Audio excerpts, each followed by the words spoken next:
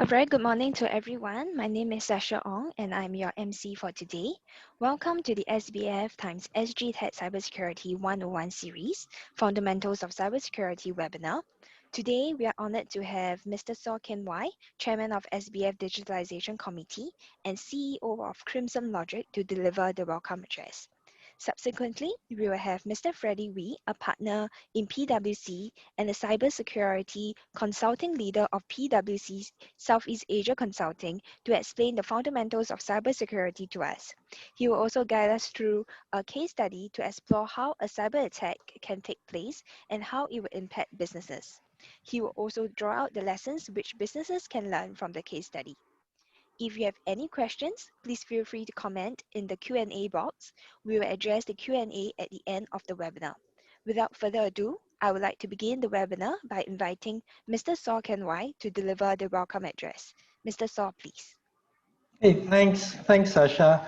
Hi, everyone. Hope you're having a good time. I think this is an interesting time for all of us. I think on behalf of SBF Digitalization Committee, it's my pleasure to welcome you to the SBF and SGTech Cybersecurity 101 series. I think this is an important collaboration between SBF and SGTech to really see how we can bring about greater appreciation of the risks and how you get prepared for it. I think when we think about the COVID pandemic, it spurred digitalization adoption. I think that's great. It helps businesses be effective throughout this period.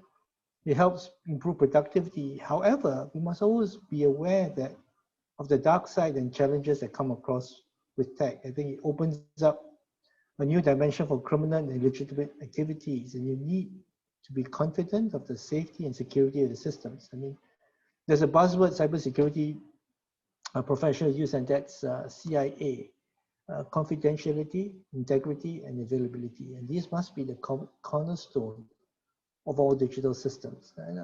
And it's not a matter of if, but when. And companies will need to build in resilience to protect their environments and able to react and recover quickly when an attack happens. I think SBF and SGTech has designed this Cybersecurity 101 series for companies to understand how they can prepare themselves and operate in a safe environment. It starts with good cybersecurity hygiene practices, and the weakest link sometimes is the human factor. For example, have you ever been tempted to click on an innocuous link that could introduce malware into your organization? We also need people to help with the monitoring and defense of systems, and of course, we need systems that are designed and developed with security in mind. And through today's session, you will learn more about the fundamentals of cybersecurity from Freddy. Freddy Wee is a partner with a cybersecurity consulting. He's a cybersecurity consulting leader in PwC for Southeast Asia. I think he has deep experience, and he'll be sharing with us a case study, and also to understand how a cyber attack can take place and impact a company. In addition, he'll also highlight the lessons which companies can learn from. I would like to encourage all of you to participate in the Q&A session, as Freddy has a rich experience, as there's no question he says he can't answer. He can handle anything. So in closing, on behalf of everyone in the SBF and SBF Digitalization Committee and SGTech, I would like to welcome you to this series, and I also like to thank SGTech for helping us prepare for this. Thank you for joining us, and looking forward to a great session. Hope you have a fruitful time. Over to you. Back to you, Sasha. Thank you, Ken Wai. Thank you, Mr. Saw, for delivering the welcome address. Next, I would like to invite Mr. Freddy Wee to explain the fundamentals of cybersecurity to us. Thanks, Sasha, and thanks, Ken Wai, for the introduction. Just wanted to check, can you guys see the screen? Yeah, very good. All right. And thank you, everyone, for joining this webinar. I know time is precious, and as Ken Wai mentioned, these are interesting times. In fact, it's been an interesting 12 months. It's probably going to be an interesting next 12 months. But as Ken Wai and Sasha has mentioned, I'm a partner in PwC. I lead cybersecurity consulting across Southeast Asia, but based out of here in Singapore.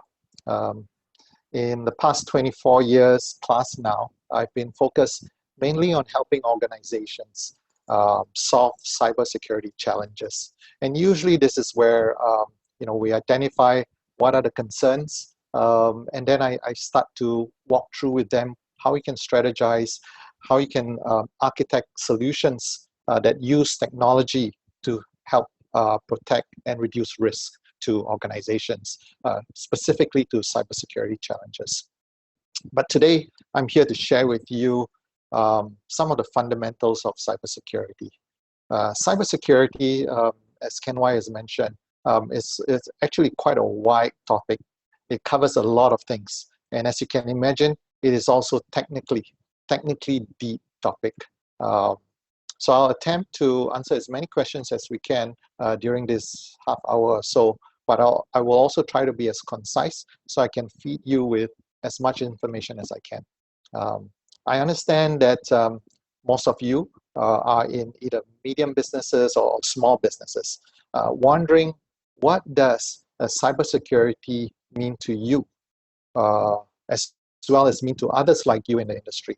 So I'll slant today's discussion more towards your industry, small, medium, and maybe for those who are in the larger organizations, hopefully you can learn a little bit from here also.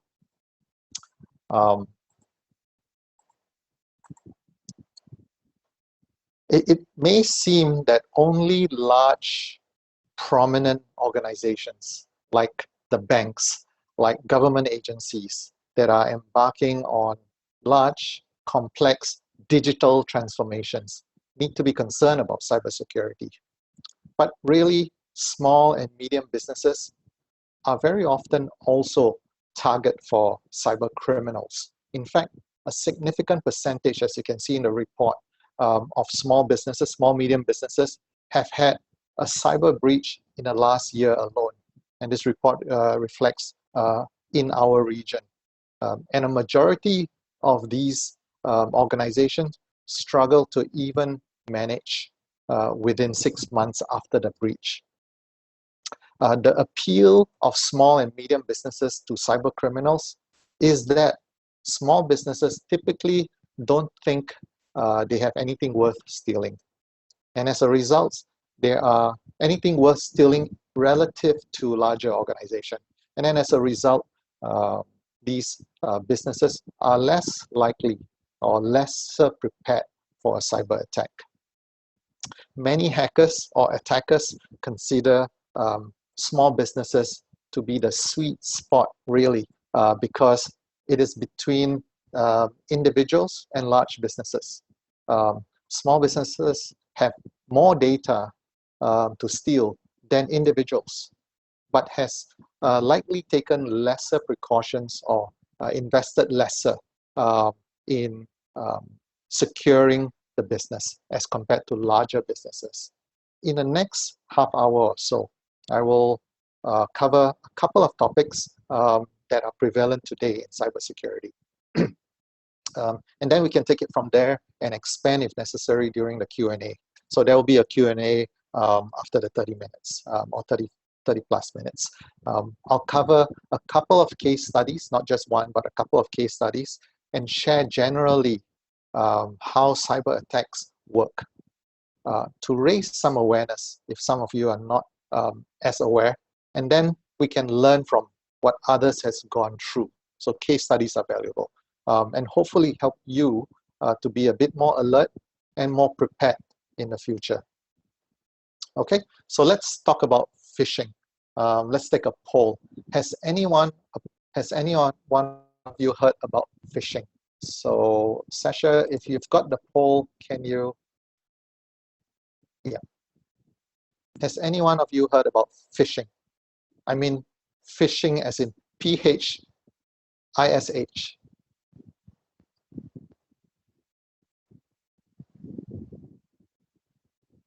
Well, okay, it looks like quite a good proportion of you have heard about it. So obviously, thanks Sasha, we can go back to the screen. So obviously, fish or phishing is pronounced just like the way it's spelled.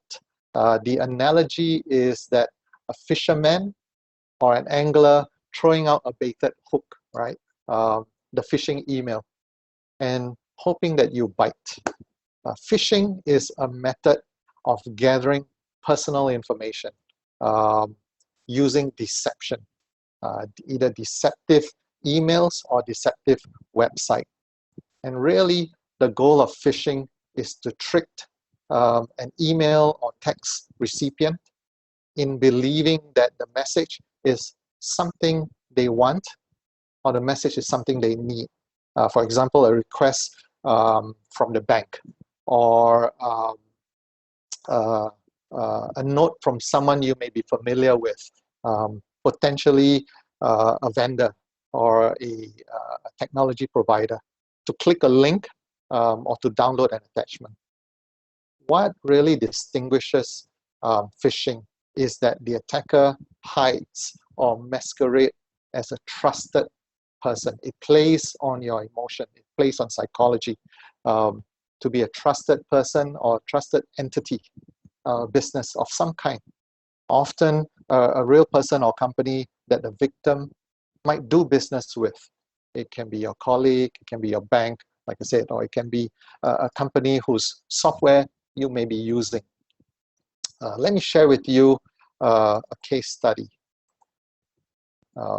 In 2011, just about 9 years ago, attackers sent phishing emails over a 2-day period, just a 2-day period, to a company called RSA. RSA is a cybersecurity vendor. They sell security products. And one of the products they sell is the picture you see in there.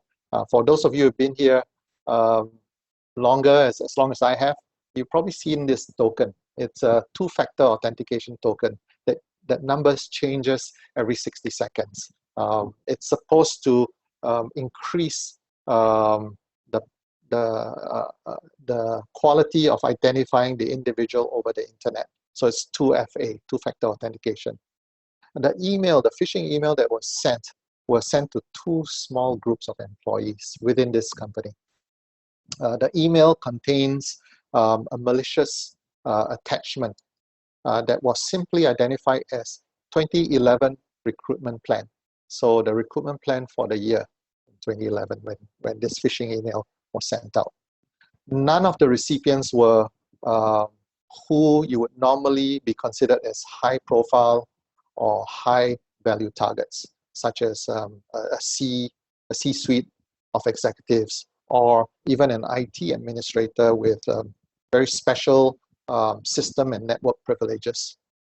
The target or the victims were actually just normal internal admin staff, HR admin staff in this case. That didn't matter whether you're C-level or even an admin staff or anyone who uses systems. When one of the recipients clicked on the attachment used what is called a 0-day exploit, targeting a vulnerability in the Adobe Flash app on the recipient's computer. Now, Adobe, as you know, is the company that developed the PDF reader that we use so often and installed in many of the computers today. This gave the attacker a foothold to go further into the network and gain access, the access they needed. Now, a 0-day exploit that I mentioned is really exploiting a problem in the app that antivirus or anti-malware vendors or the industry as a whole is not aware of yet, of that problem in the app. That's called a 0-day. So it's not identified but in the industry, but is known by these attackers. Now, what's interesting about this phishing attack is 3 months later, a US defense contractor by the name of Lockheed Martin, so this company, a US defense contractor, Lockheed Martin, discovered that hackers were trying to breach their network using the information stolen from RSA. So RSA had to say that they would replace virtually every one of the then 40 million secure IDs tokens out there in the world used by every company. Every company's tokens were replaced free of charge by RSA. RSA was collateral damage. They were attacked not for gaining financial gains out of themselves, but they were attacked to gather information to attack another company. So attackers that hack RSA to get to Lockheed Martin. And if you're not familiar, Lockheed Martin, they are the ones who built the F-35 stealth fighter, the actual stealth fighter that the Singapore Air Force also recently bought. How do I know the details about this? Well, it's out in the internet, but also I was working in RSA at the time of the hack. At that time, I was the practice leader responsible to design and implement RSA's cybersecurity technology to protect our customers. And this hack happened in my company. My team had to spend really a good almost 6 months traveling because our customers were calling us asking us to explain what is going on. Are they secure or not? So we had to travel to meet all of our customers in the region that I was responsible for, Southeast Asia, Greater China, and Korea. And almost 6 months I was never at home. Just to meet with these customers and multiple meetings to keep them calm and to help explain the matter as best we can, while FBI and NSA were still investigating the situation. Now, you fast forward to just a few months ago, 2020, and the COVID-19 pandemic. The Cybersecurity Agency of Singapore warned that Singapore is one of the six countries specifically targeted in a global phishing campaign. In fact, the police force, Singapore police force, reported phishing scams sent to companies like SingPost, StarHub, the NTUC Social Enterprises, and Channel News Asia itself reported on the same from the police, adding that the first half of 2020 saw a 2,500% spike in phishing scams. 2,500%. That is just mind-boggling. Spike in phishing scams. So phishing attacks are real as it was before and as it is right now. So phishing attacks, how is phishing attacks done? If we can know more about the background of phishing and how it's done, perhaps it can help all of us be a bit more alert. So this is an anatomy of spear phishing. A spear phishing, as opposed to a phishing, which is general. A spear phishing is very targeted. In this case, an attacker targets a company or an individual using any information out there in the public, or even information that can be found through other people that is not in the public, over the internet and social media, to find out as much as possible about the victim. It's almost like stalking, right? The attacker then follows the victim trail, looking for people whom the victim may know or may be associated with. He creates then and sends a fake but recognizable email with a link or an attachment impersonating someone the victim knows. And the victim opens the email or the attachment.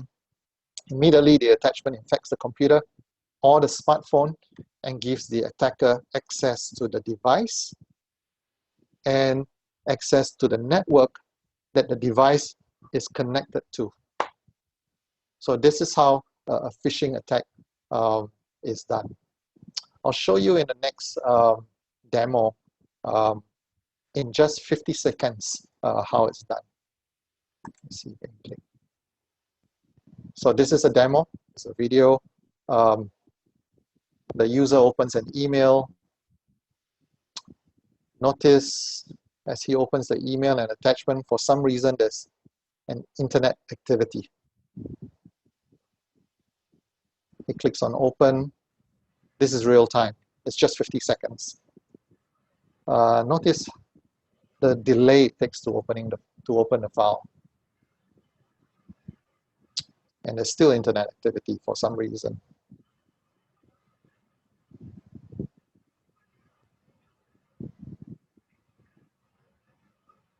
So it's trying to open the file and trying to show the user the information.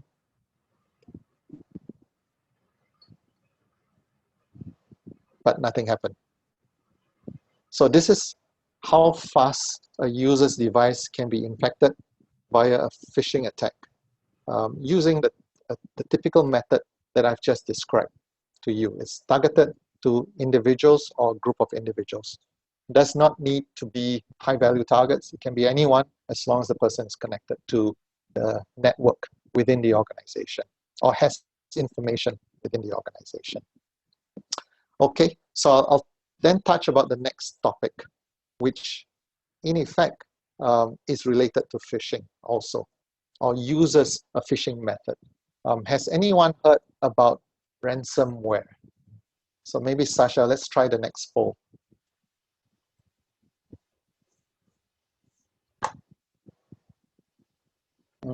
Sasha? Yeah. Okay. So has anyone heard of ransomware?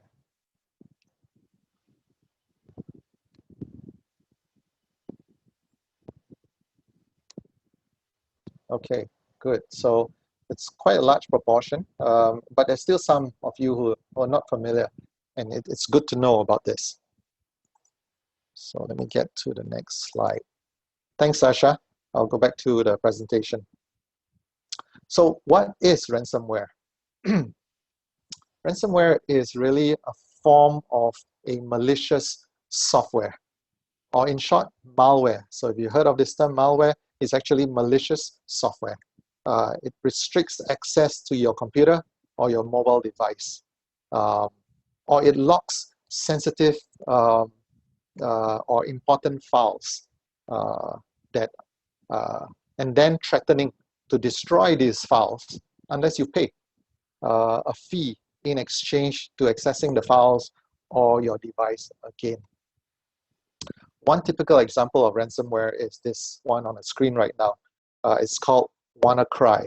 Actually, cry is not cry, but it's crypto or encrypt, which locks your device until you pay a ransom. The payment in this particular malware demands simply, where is it? $300 there. You might think that $300 is small.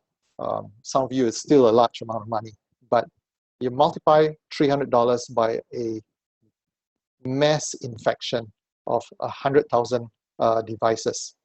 It's worthwhile. It's big money. There are other ransomware like Dead Cryptor, which demands 2 Bitcoins. 2 Bitcoins, if you are aware of Bitcoins, 1 Bitcoin today is about, what was it, $40,000, or a little bit more than $40,000. 3 years ago, it was just $2,000 when this hit in 2017. A Bitcoin was just $2,000. It's now $40,000. Users are shown instructions of how to pay, so that you can regain the control back to your device or your file. They are informed that you have to pay within 3 days. So there's a deadline to it. And if you don't pay within the 3 days, they are also informed that it will double. And if you don't pay within that period of time, they will then inform that you will never forever recover the files, which could be important to your business, or the system again, ever. The instructions on how to pay is very well documented. It's very professional. It's multilingual, and there's help, there's FAQ, there's even a help desk. to assist the victim on how to pay using Bitcoins. Here's so this form of cyber blackmail, as you can see, is one of the most dangerous form of malware today, and one that is spreading rapidly worldwide and has been spreading. The number of users infected by ransomware keeps growing, along with continued increase in ransomware being modified. Once you modify a malware, it's constantly an evolving threat that is very difficult to detect. Here's what happened in Singapore and our neighboring countries. Digital billboards, which many of us may know, is a very popular form of advertisements in Bangkok, were not spared. Even a company in Singapore not only had to deal with the problems of ransomware and the impact of ransomware attack, it was fined by the government for failing to protect the files that contain personal data of their employees. What's worse, there were two of Indonesia's major hospitals that were affected by locking up the hospital systems, the hospital operational systems, with ransomware demands. So if you don't pay, you can't use the system, which might be critical. These systems also include patients' medical records. Just in a few months ago, October, November last year, the Cybersecurity Agency of Singapore reported a 7-fold jump in the number of ransomware attacks and warned of a criminal gang carrying out ransomware attacks. While in that same month, in October, November, the media reported the same. In fact, it even reported a survey indicating that almost 1 out of 3 of firms that are affected by ransomware paid a ransom, because it's either the system or the files are just too important. So what can we learn from this? How is a ransomware attack done? So here's an anatomy of the attack. Attacker sends a phishing email, the same method that I described previously. Unsuspecting user clicks on the link or double clicks on the file, and the malware is executed. The malware uses what is known as a key, a public key, to encrypt files in the machine. Some of these files can be important data, information that you need for your business.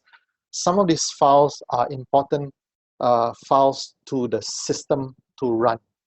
And if you encrypt that file, the system will not run. So the different methods.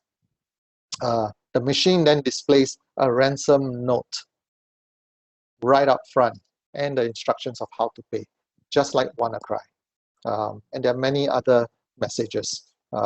Once the payment is made, the victim receives a private key, the key that is only known to the attacker, that can be used to decrypt the files. And once the files are decrypted, the user gets back to use his system or gains access to the file. So that's the sequence leading to a ransomware attack. You may be wondering, who are these unseen attackers? And is there anything else you should be aware of?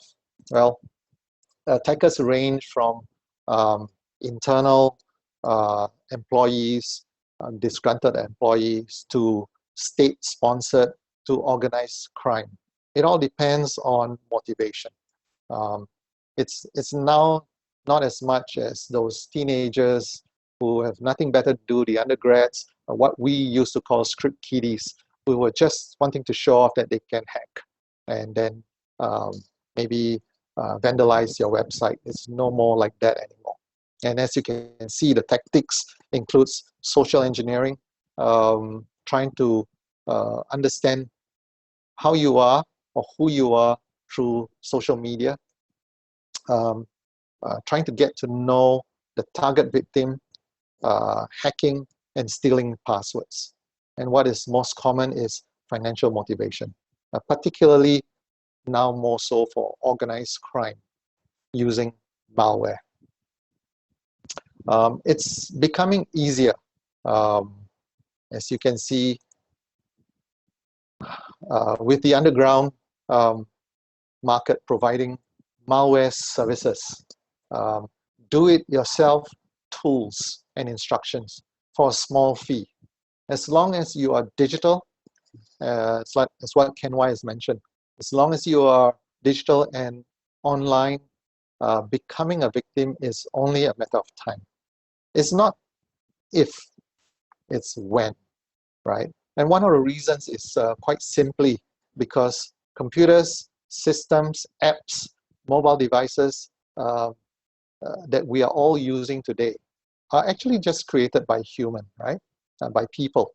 And as you know, people, we are prone to human errors. The system that developers develop could be in Singapore, developed by Singaporeans, or developed by Ukrainians or Indians or anywhere in the world, and are sold, and we buy it and we install. These are exposed to human errors. We're just human, right? In that one line of programming code, among millions of lines in that app that we install on our computer or our mobile device, that's the error that the hackers find and they exploit before anyone else is aware of initially. And that's called a zero-day exploit. Because everything we use are just created by humans and exposed to human errors. And now it's even easier to look for ways to break in. And I can't leave you with all the bad news and all these means and ways to attack, because you can do something, even as small businesses. And I'll share with you some of the basic tips as small and medium businesses that you can take. So one of the ways is to protect your network, obviously. What do you do in protecting network? You have at least have the latest security software on your system. Have the latest operating system updated. You receive a lot of updates in your apps. Update it. Update your web browser. These are all good defenses against malware. The updates are actually where we found a mistake, we found an error, and here's an update, right? So have them updated. Have your antivirus or anti-malware software running regularly and install it with all the latest signatures and updates, because these vendors, anti-malware, antivirus vendors, are focused every day on looking for what attackers are looking for, and hence they patch their system to look for the same thing. These are your defenses, and you should use them. Obviously, use legitimate antivirus, anti-malware softwares. Use a firewall. A firewall is basically a moat that guards your network or guards your system. It prevents outsiders from entering, right? Make sure your operating system has the firewall enabled. Or alternatively, buy a firewall, install a firewall to protect your network. Control your Wi-Fi network. Make sure your Wi-Fi network is secure and it's only accessible with password. Also control who accesses the Wi-Fi itself, the Wi-Fi router itself. Protect your mobile devices. Do not ignore the security issues of the mobile devices, which are connected to your network. At the same time, connected to the internet. Require users to password protect these devices, mobile devices, not only your phone, but your tablets. And use other security measures that you will require of in a normal computer. Control access by only giving your employees or your staff access to systems that they need to only. And make sure no unauthorized users can gain access to your system.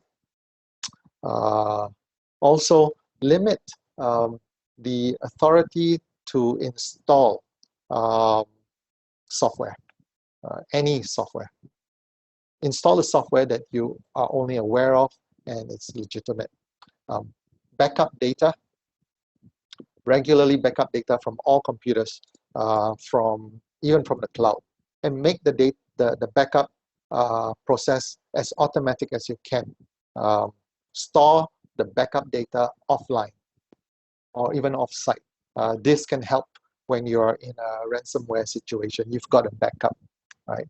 Anti-fraud, for those who are in the business of processing payments or are processing payments, don't use the same computer that processes payments as you would do to surf the web. And where possible, require two-factor authentication, a step-up measure like an OTP for sensitive actions like funds transfer, so that you authenticate and double authenticate the specific user. Plan for an attack, right? Because such attacks are so prevalent nowadays. You know, it's a matter of time, right? So just plan and prepare for the worst. As you plan for business continuity, test how you can respond and recover in the event of an attack. You might want to consider cyber insurance to cover things like third-party claims with your third-party suppliers or vendors. Maybe cover fraudulent inducement of funds transfer or cyber extortion. Train employees. Train. Employees are your first line of defense. They must be aware of basic security hygiene. Same thing that Ken Wai has mentioned. Be aware of cybersecurity, like what we discussed today. Know how things are done so you can be alert. And then just have appropriate internet usage. Most breaches are all due to ill-aware employees, just like the phishing attack on the RSA out in the news, as I've described. So train your employees or your staff to be skeptical and to be aware and to be alert. Passwords, have password discipline. Make sure employees know best practices for picking passwords. Not simple passwords like password as a password, right? Or 1, 2, 3, 4, 5, 6, 7, 8. These are all easily guessed. And make sure that these passwords are changed regularly. So just because your business is medium or small, it is most likely to contain information that a hacker would be able to use or want to get their hands on. And you believing that you are not a possible target for hackers is exactly what they want you to believe, because it would make their job so much easier. I correlated these couple of reports from PwC and Accenture, and some lessons from our leaders, from those who are leading in protecting themselves. It's just to illustrate that those that take actions stop more attacks, find and fix breaches faster, and manage to reduce impact far better. So I'm coming to the end of, in fact, this is the last slide, and I'm open to Q&A, but before I end, I'm more than happy to leave with you this report that I've recently posted, and you can download to find out more about what's really changing in cybersecurity. Thank you. Sasha, back to you. Thank you, Mr. Freddy. So now now is the time for our Q&A session. So if you have any questions, please feel free to comment in the Q&A box. I believe we have received some questions from the participants. So we have a total of 6 questions now. The first question comes from Mr. Rito Brosi. He's asking, what is your view on using ISO 27000 or any other standard to help us manage cyber risk? That's a very good question.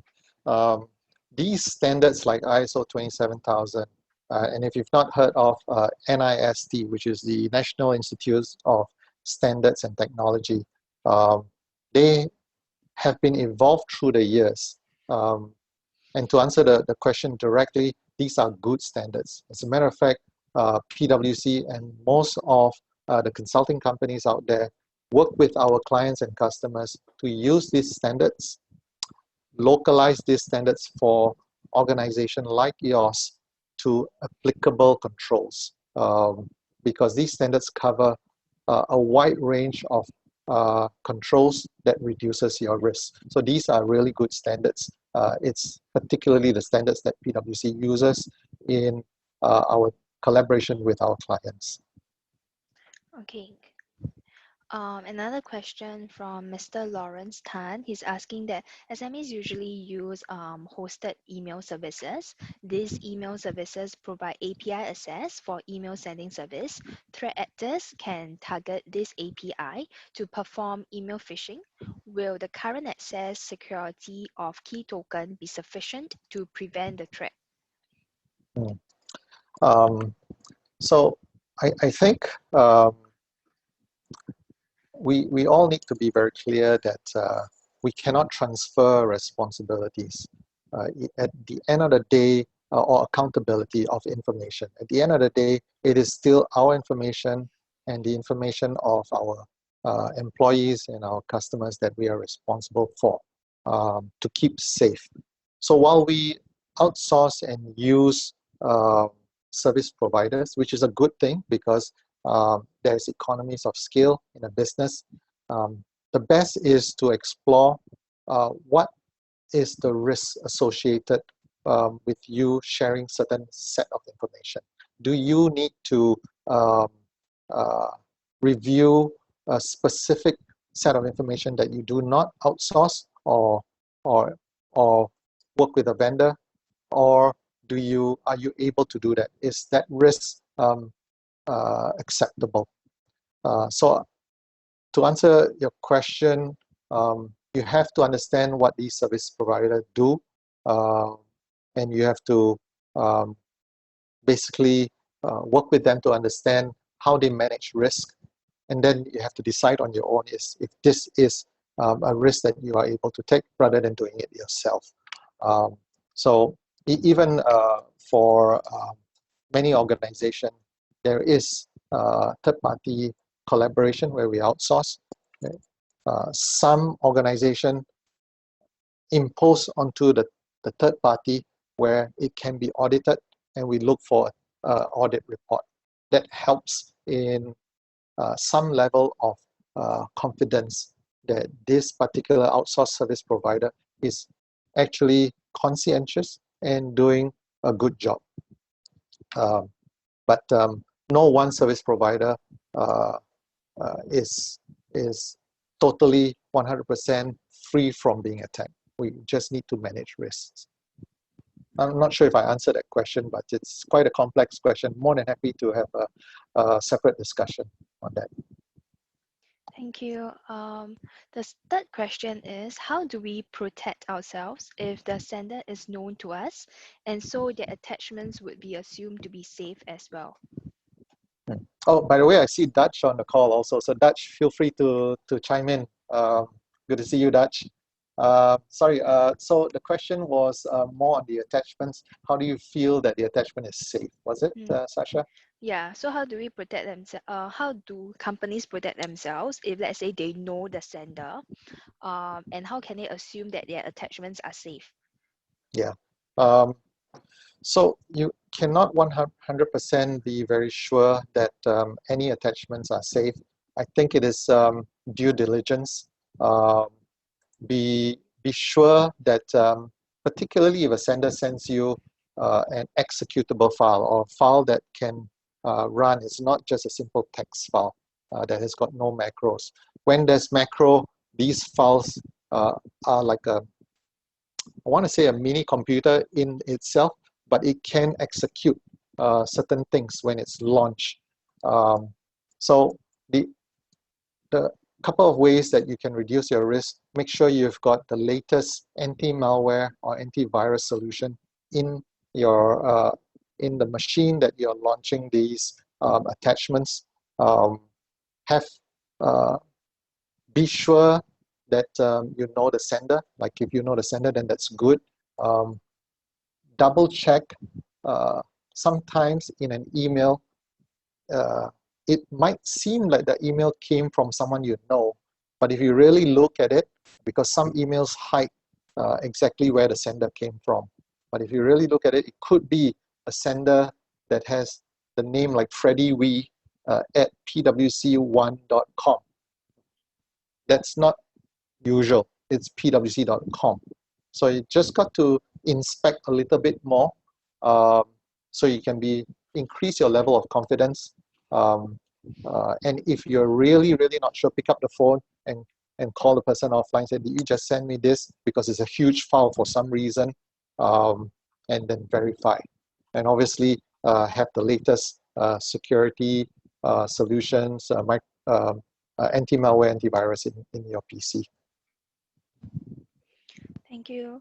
For the fourth question, two-factor authentication is supposed to be safe, but if the app and the OIP are on the same mobile, how can that be safe? If the app and the OIP is on the same mobile. Actually, the better way of having two-factor authentication is having an app, really, rather than a SMS OTP. Because studies have shown that it's now quite easy to break in using an SMS and to fake an SMS, and then to get you to share the information. And an OTP via an app from the app service provider that you're working with is more controlled and is actually better. So it's more advised using what we call a soft token that is installed on the app. I think the question was, how can we be sure that OTP is trustworthy? Well, it is better than just password. The password is something you know, and one-time password that comes with it is an added way of authenticating on who you are. So in a sense, it is already an increased mechanism to reduce the risk. So to me, for sensitive transaction, I would always recommend working with vendors or service provider that uses OTP. So the question also is, the app is sitting on the device. Well, the other thing then is about the device itself. You got to make sure that the device itself is safe. There's a level of hygiene on the device itself such that the app that's sitting on it is not contaminated. So I think it is an ecosystem. You just got to build preventive measures. Thank you, Miss. The fifth question is, files which are password protected are supposed to be safe, but if the password is sent to the same email address, in fact, the stored email address, is that safe enough? I believe this is quite similar to the previous question. Yeah, so you got to find another way of passing a password to um, uh, whoever the sender or the receiver is.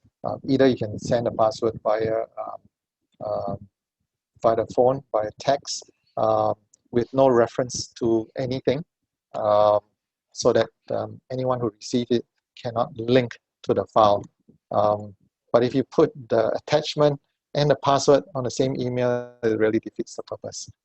So I think it's trying to be cybersecurity is all about common sense. It's about awareness of what's happening and what's changing in the industry today, and then applying common sense. Okay, the number 6 question is the recent news about SolarWinds. What is the likely cause of the incident? Okay. Okay, this is a very long topic. There's a lot to discuss, and I'm not sure if I am an expert on the hack at SolarWinds. But if you take a look at the anatomy of an attack, or any attack, the foundations, the fundamentals are quite similar. It's all around targeting.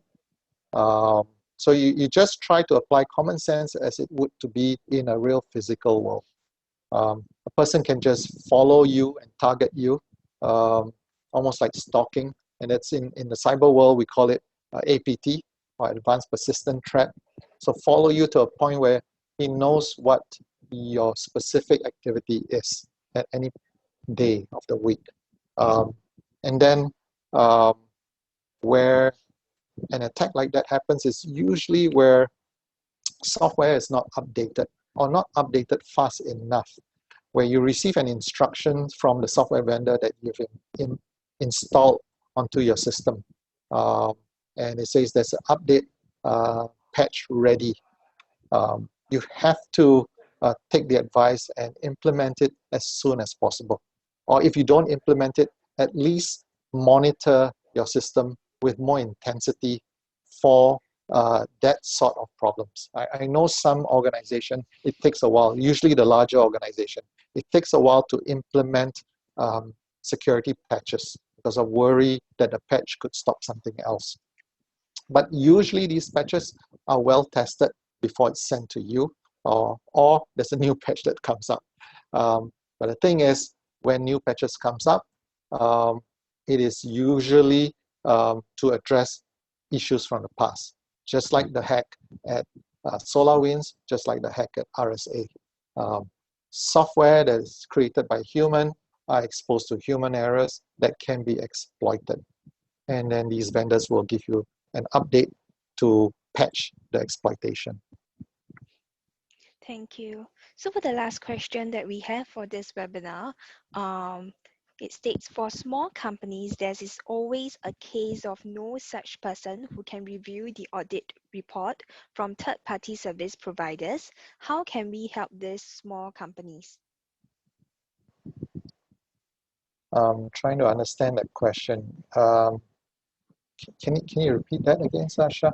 I believe the question is asking that how can we help those small companies which do not have, which usually do not have any person who is in charge of reviewing the audit report from their third-party service providers?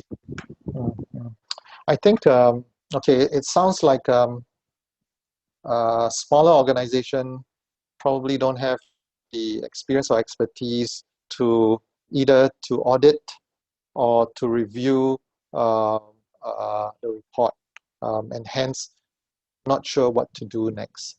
Well, I think one way is to train, at least find somebody, maybe the person who is more tech savvy, and train this person at least in the fundamentals in what to look out for, or there are many organizations in Singapore and in the world, both large and small, that provide service that can help to advise organizations like yours on certain reports and what are the next steps to take based on the business of your company and what you're doing, and based on the findings associated with an audit report.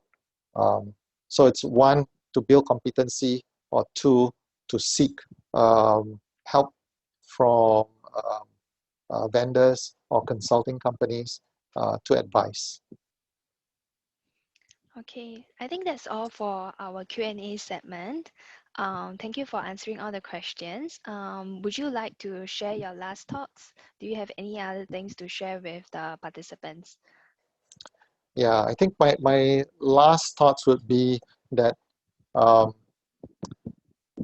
even if you are prepared today, which you should want to be prepared today or moving forward, because that's what Ken Wise mentioned. It's a matter of time. You have to keep up because the digital world is transforming. It is helping the world as a whole. Technology is helping us, and it's transforming, and it's moving at a fast pace. And as it's moving at a fast pace, so are criminals. They are looking for ways today, not necessarily physically next to you, but anywhere in the world, to break in and earn a living out of this criminal activity.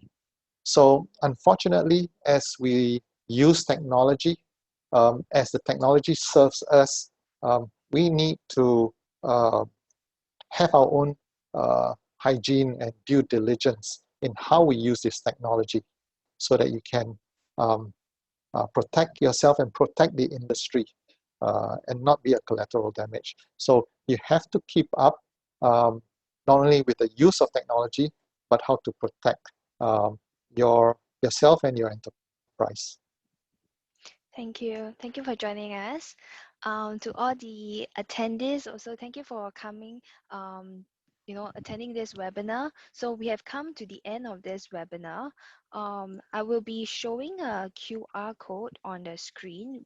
I would appreciate if you could, scan the QR code and let us know your feedback, so that we can improve for the next session.